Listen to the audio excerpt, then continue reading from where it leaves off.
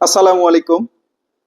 আমি Mohammad Sohel Rana, coordinator of electrical department, Borak polytechnic institute.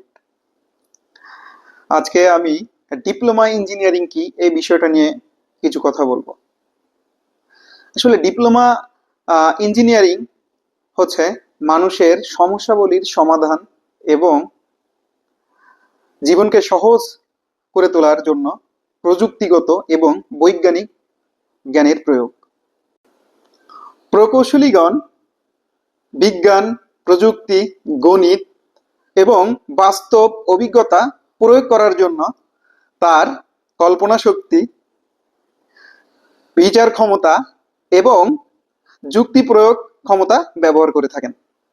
আর এটার ফলাফল হচ্ছে উন্নত নিত্য প্রয়োজনীয় বস্তু এবং নিত্য ব্যবহারযোগ্য কর্মপদ্ধতির আবির্ভাব, যা আমাদের প্রতিদিনের জীবনকে অনেক সহজ করে তুলছে।